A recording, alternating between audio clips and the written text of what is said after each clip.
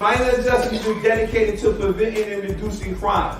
Our primary purpose is to teach men or women how to make the minor adjustments that are necessary in their lives, which will allow them to obtain and maintain a productive lifestyle after incarceration and or rehabilitation. Our motto is anywhere but backwards. Everybody say anywhere but backwards. The words in that mission statement, it says to obtain, and the other one is maintain. Listen to me.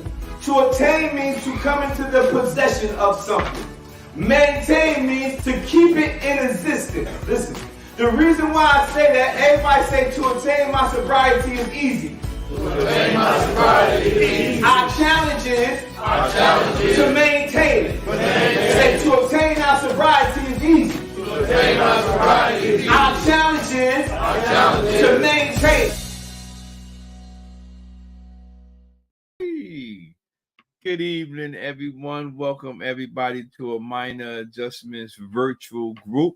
My name is Michael Mickey Wins Jr. And as always, our motto is anywhere but backwards. I don't care how many times I hear my own self say that. I still remember when I first got that planted into my spirit. If I focus on not going backward, I will be perfectly fine, even though I'm still going to go through some different ordeals in my life. So today we're going to again, I want to welcome everybody here. So I want to give you, let me put it in the comment section. So if anybody would like to have the copy of the lesson that we'll go over today, you'll be able to download it. I put it in there. You'll be able to download it later or whenever you would like to. And because I would like individuals to pay attention and of all the things that we're going to go over. Also, our website, which is on the screen, you can go to our website and find a host of other things that we do in regards to the minor adjustments programs. You can get workbooks, you can get t-shirts, you can get a host of different things. And we have a lot of free resources on there that'll help you in your recovery process or criminal lifestyle, whatever particular area you need to make different minor adjustments. And it ain't always got to be about an addiction. It can be about a host of things. So again, this is the show that we do every Thursday at 7 p.m. We will be going through this particular workbook right here, which is actually the minor adjustments guide for facilitators. And the lessons that are in this book are additional lessons for individuals. If you would like to be a minor adjustment facilitator, you can contact us and we can take you through the training and help you become a minor adjustment facilitator so you can be able to teach groups in your particular area. However, the lessons we're going over for the last 6 or 7 weeks have been lessons that are in this particular workbook.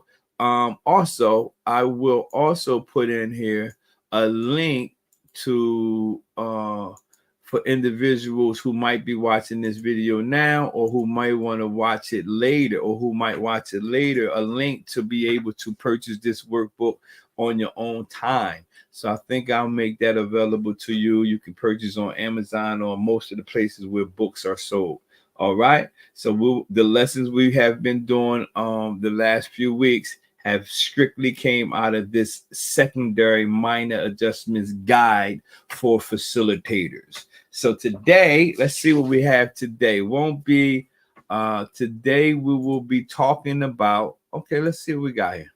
Today, our aim in this unit, we will learn that power is dangerous unless we have some humility. So we'll focus on teaching them to stay humble. Is very important.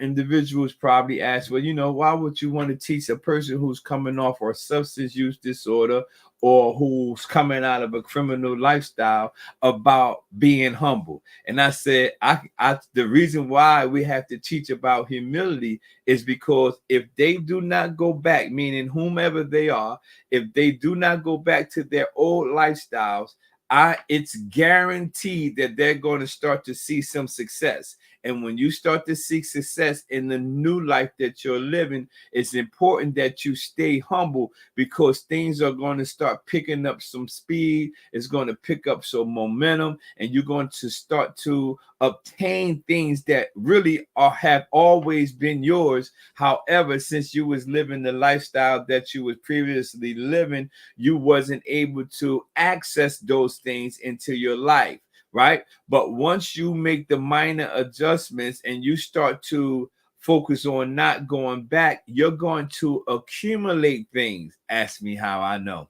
So it's very important that we teach about staying humble. You must stay humble, because sometimes if you don't properly process it right or deal with in the area of humility, it's possible for us to, not saying you would or that I did, but it's possible for us to accumulate things that God has blessed us with.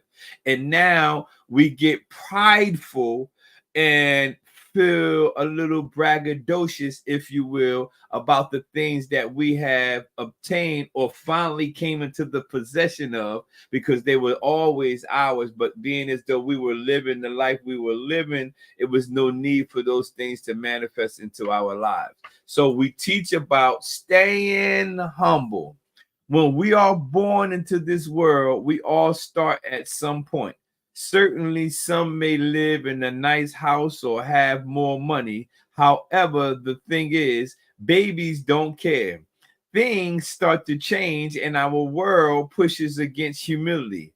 A voice in our head begins telling us, I need to earn more, need to get more, need to share more, need to be right more, need to consume more, and do it all at as fast as possible. Along the way, the humility we all started with gives weight to ego. I just mentioned that, which is impossible to be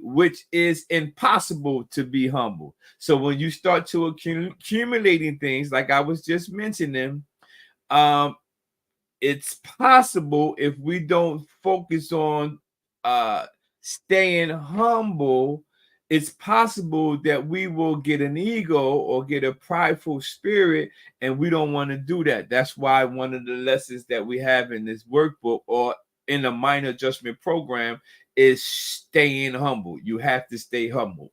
People frequently talk about humbling experiences. What they are referring to is humiliation. Being humiliated is not the same as being humble. Humble is something you are. Humiliation is something you feel. You get that? So a lot of times when people say, I had a humbling experience, and I always used to pay attention to, my wife will always break down. I can't even quote it, as the way she broke down when people always be like, "Oh, thank you very much. That's a humbling." She's like, "That's not what being humble is." But a lot of times it sounds good, but when you talk about somebody, I had a humbling experience, they were talking about something that actually humiliated them. Oh man, I'm telling you. When we say, oh yeah, I had this humbling experience, we are honestly saying it was something that actually humiliated us. And you got to understand that we're talking about a brief topic today, and it's simply about staying humble. This is a brand new year. Happy New Year's to everyone, by the way. This is a brand new year, and you don't often hear individuals talking about or teaching on staying humble or walking in humility for whatever reason. But when you think about humility, you definitely don't hear individuals talking about staying humble or dealing with the humility. When you're talking about the recovery dynamic, you don't often hear those particular words. In the 12 steps, I believe they say we humbly ask all our defects to cat. I can't quote the scripture. The 12 steps, it talks about something about humility or humbling and asking somebody to forgive us for stuff. All right. So I can't quote it, but I'll get it up here soon. But let's go. Let's see what we got. It says possible people frequently talk about humbling experience. when they are referring to humiliation. Being humiliated is not the same as being humble. Humble is something you are. Humiliation is something you feel. So let's look at a few questions here. Questions to ask yourself. In what areas in your life are you most likely to struggle with humility? That's a good question. In what areas in your life are you most likely to struggle with humility? Are there any areas in your life where you'd be like, man, this is gonna be a tough area for me to deal with? Where do you tend to judge other people the most? Oh man, we talk about humility, everyone, right? Where do you tend to judge other people the most? It's important. I'm gonna pull over, pause, and park right here for a moment. It's very important. If you do not know this, to those who don't, who are aware that do know, but I'll reiterate it. For 22 years of my life, I struggled with crack cocaine and heroin. For the last 8 years, I've been a certified drug and alcohol counselor. Listen to me. Some of the individuals that I'm able to help, assist, or lead, or help connect to rehabilitation centers are individuals I probably came across their path in one form or another, even if it was using drugs with them, purchasing drugs from them. However, now that I'm in a new place in my life, in a new position, when I encounter these individuals, right, I always make sure I don't get to the place where I become judgmental. That's why the question we have in this book, number 2, it says, where do you tend to judge others, people, the most? So I make sure that I don't judge these individuals who are currently in the stage of their recovery process that I have conquered. And I don't want to judge them because I always remember I was in that stage at one point in time too in my recovery walk. So that keeps me humble in the sense of I'm not going to judge them where they are. However, I am at the same time that I'm not going to judge them, I am going to push them to let them know that it's possible for them to change where they are at that particular time. What that means is I won't patty cake. I'm not going to be soft on them because I know that I need to push them. I'm going to have compassion and I'm going to use all of those things as I'm trying to help them. At the same exact time, I'm not going to judge them, but I'm also not going to allow them to just coast and think that they don't have what it takes to change or to start the process of change in their lives. So I'm definitely not going to do that, but I'm not going to judge them at all. Number 3, in what ways are you overly self-focused, either with anxiety, pride, insecurity, self-promotion, or worry? Are you overly self-focused? See, overly self-focused individuals find it hard to carry out the plan or the purpose or the mission that they have. If it's an organization, if it's a spiritual foundation, each place has the organization has a plan or a mission. But if you're overly self-focused, then it's hard for you to humble yourself and tap into the plan and the mission of the organization or the program that you might be a part of. Or even if you're not a part of a program, if you're working, that place has an overall plan or mission as well. So if you're overly self-focused, you will disregard whatever plan they have for the program. And this is another pull over, pause, and park moment for you. If you are in a program, find out what's the mission of that program. If you are working an organization, find out what's the mission of that organization. Why am I saying find out the mission? Because if you find out what the mission is, you're able to find out what part you can play in helping that mission come to fruition. It's a perfect place to be if you find out what's that particular plan or mission. I use Jeremiah 29:11. For I know the plans I have for you, says the Lord. That means he knows the plan. So my job is to consult the person that knows the plan. There's no need for me to be self-focused. However, in order for you to function like that, you're going to have to learn or be taught about the area of being humble or humility, if you will. All right, let's look at some more here. Number 4, is there somebody in your life you need to actively consider more important than yourself? Is there anybody in your life right now that you need to put more important than you? How can you seek to humbly show preference to that person over your own desires or want? Oh man. Woo!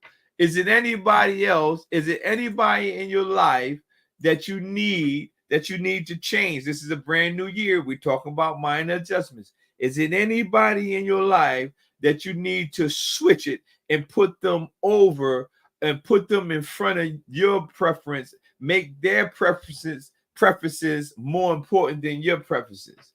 Is it anybody? Do you have anybody that you can do that?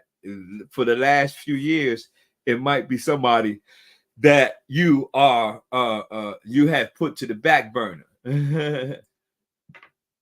Let's see what we got here. When somebody disagrees with your belief, do you view it as a personal attack? And if so, why?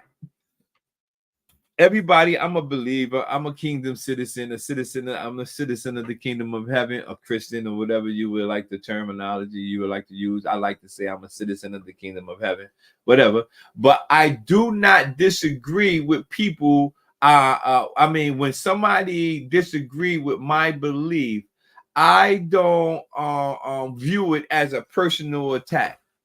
Not on me, right? So when somebody disagrees with what you believe, do you view it as them attacking you?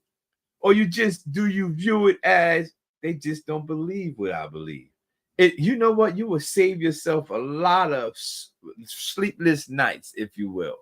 If somebody disagrees with your beliefs, that you chalk it up as not them attacking you, they more so might be attacking the person. If it's a spiritual thing, if somebody doesn't believe my belief of being a Christian, right, or believe in God like me and everything, I don't take it as them attacking me. I honestly take it as them going against the God I serve. So actually, I don't have to fight in that situation.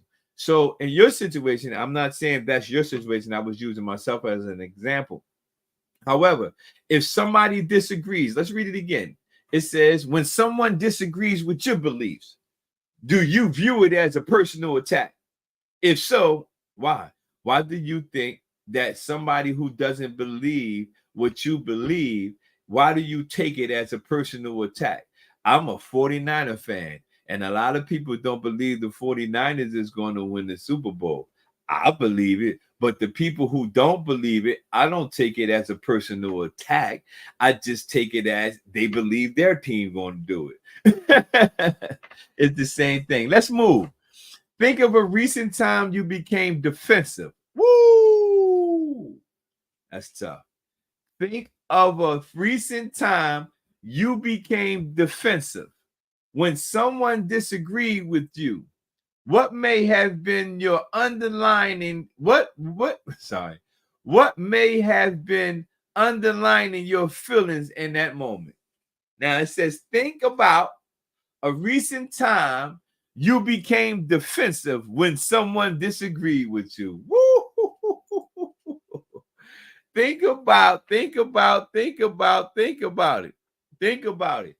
about a time when you became defensive when someone disagreed with you. You know, like what was the underlying moment or reason why you became so defensive when they disagreed with you? It's a reason why.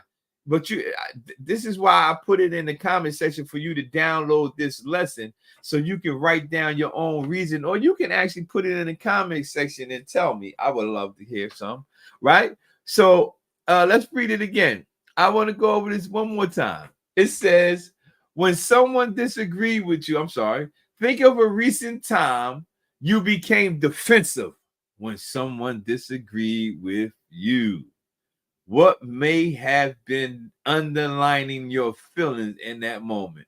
Was it a reason, something behind when you got defensive? What was it a reason? Or it could be that it happened to you before, or another person previously done those things to you before, or said it to you before. That's one underlining feelings you could have. I'm not saying that that's what it is, but it could be. Remember, we're simply talking about staying humble. What are the specific steps you can take to better understand someone who disagrees with you? What are the specific steps you can take to better understand someone who disagrees with you? Yeah, you got to understand that. What steps can you take? What steps can you take? Somebody disagree with you. The reason why it's very important, because if you focus on, we're talking about humility.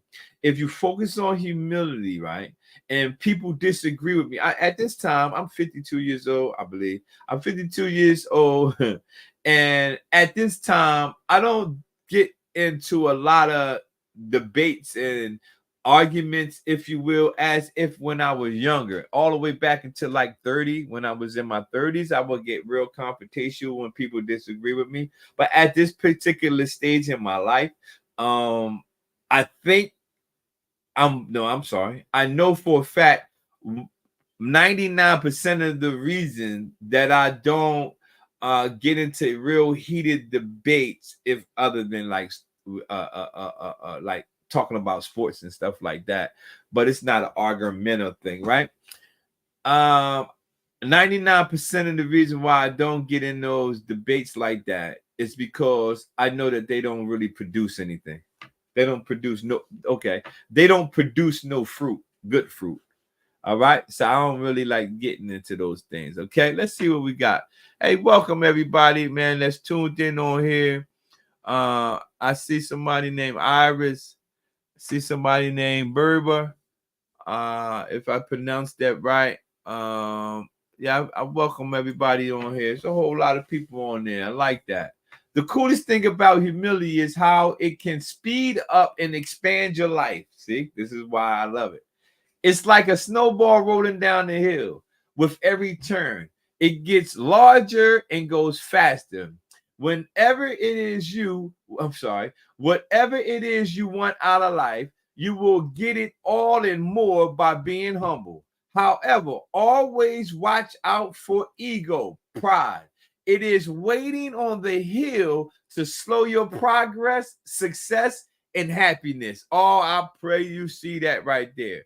Waiting on the hill, right? Ego or pride is always waiting to slow down your progress, slow down your success, and slow down your happiness. This is why we teach. This is exactly why we teach about staying humble, about humility, because humility, when you're walking in humility, pride is always right there trying to slow down your progress, slow down your success, and slow down your momentum. If you do not focus on staying humble, the ego, the pride will show up, right? And then all of a sudden, it's slowing down your momentum, it's slowing down your progress. So this is why one of the things in minor adjustments, we talk about humility. Indeed, troubling times call for drastic measures.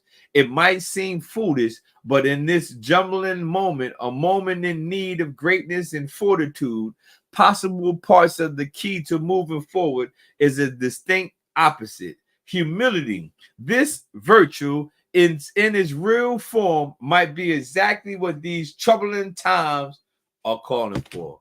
Oh man, I can't get it. I get excited myself. This is exactly when we face with these troubling times. Humility is what we need. Woo-hoo-hoo. Let's see what we got here. Let's see if we got any questions before I move forward. See if I got any questions on here. Got a couple people showing up. All right. No questions. No questions. All right. As always, remember I said to go to the website and check out the website when you can. Host the things over there for you to check out. Let's look at what we got. True humility is to be in touch with the ground of our being, the very dust that we are made of, and the dirt of life. At this moment in history, the dirt is formidable. Simply engaging in the brokenness of life will make us feel small. The choice we have is to embrace humility, conjured up in this moment, and to boldly stand as people without the answers, people hurting and confused, imperfect people trying to make a way for faith and hope to prevail. So what that simply means is we are imperfect people.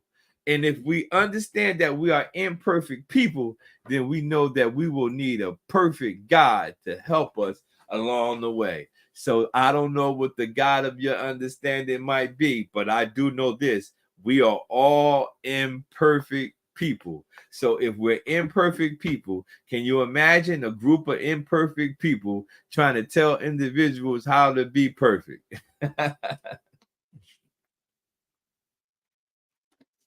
And that's exactly what I do not want to do. I want to direct people to learn and grow. However, I want them to understand that I'm just like they are, and I have issues just like you. I might be in different stages of my recovery process than you are. I might be in different places in my criminal lifestyle that I used to do than you are. However, I'm letting you know that we are all imperfect individuals. And this is one of the things that help us stay humble, is because although I have 15 years removed from any substance or crime committed, right? 15 years, I still know that I'm a flawed individual who needs a perfect God to help me along the way. I don't know what you believe to be your spiritual foundation, and I don't know what you use as your foundation. I'm telling you how I function, and that's the minor adjustments that my wife and I made, and we still make to this day, because we know we are flawed individuals. She's more flawed than me, though. If she was on here, she would say, I am more flawed than her. That's cute. Listen, what would it take for you to feel more comfortable acknowledging to others when you've been working in your thinking? Watch this. What would it take for you to feel more comfortable acknowledging to others when you've been working on your thinking? Like, a lot of times we don't want to let individuals know that I'm working on changing the way I think. And it's a good thing. As men, sometimes, I'm not going to say all men, sometimes men don't like to discuss things with other individuals because we feel like we will be looked down on or considered weak or what have you. But I tell individuals all the time that I'm working on my thinking. If I'm thinking about this, I say, man, I really don't like that. And I know my spiritual foundation, it says, cast down every imagination that exalts itself against the name of God, right? So I already know that when I'm thinking thoughts that are not contrary to how the gods are supposed to function according to the God of my understanding, I know that I got to cast down those thoughts. Watch this. That means that I'm working on my thinking. Do you feel less worthy when you realize you've made a mistake in your thinking? Come on. Do you feel less worthy when you make a mistake in your thinking? Do you approach others with the idea that you might have something to learn from them? Woo! I like that.